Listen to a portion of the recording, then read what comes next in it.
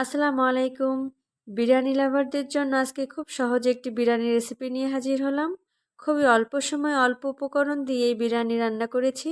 আশা করি আজকে আমার এই রেসিপিটি আপনাদের খুবই ভালো লাগবে। প্রথমেই আমি চিনি গুঁড়া চাল ভালো করে ধুয়ে আধা ঘন্টার জন্য ভিজিয়ে রেখেছি। এতে করে বিরিয়ানি অনেক ঝরঝরা হবে। এখন আমি একটি প্যানে দিয়ে দিচ্ছি হাফ কাপ সয়াবিন তেল। এর মধ্যে দিয়ে দেব পেঁয়াজ কুচি। পেঁয়াজ কুচি একেবারে আমি বেরেস্তার মতো ভেজে নেব। আমি কয়টা দারচিনি এলাচ দিয়ে দিয়েছি এর ভিতরে। এখন দেখুন সুন্দর একটি কালার এসেছে।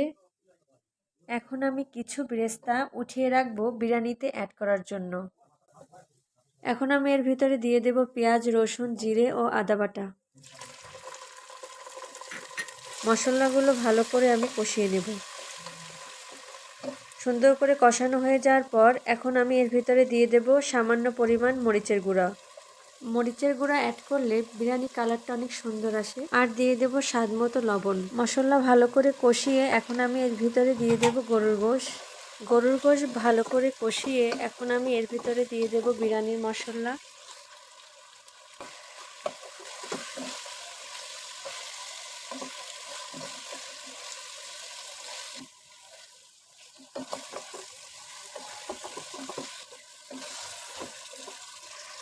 এখানে আর দিয়ে দেব টক দই। টক দই দিয়ে ভালো করে নেড়ে চেড়ে এখন আমি এর ভিতরে দিয়ে দেব tomato sauce. Tomato sauce add করলে বিরিয়ানির টেস্ট আরও বেড়ে যায়। গরুর গোশ ভালো করে কষিয়ে এখন সেদ্ধ হওয়ার জন্য পরিমাণ মতো পানি অ্যাড করব। গরুর গোশ সেদ্ধ হতে প্রায় 40 মিনিটের মতো সময় লেগেছে। এই তো গরুর গোশ সেদ্ধ হয়ে যাওয়ার পরে এখন আমি চাল অ্যাড করে ভালো করে নেড়েচেড়ে পরিমাণ মতো পানি দিয়ে দেব।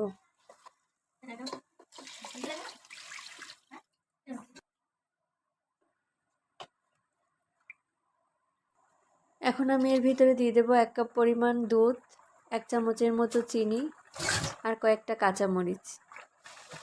ভালো করে নেড়েচেড়ে এখন আমি প্রায় 20 মিনিটের মতো লো হিটে রান্না করব।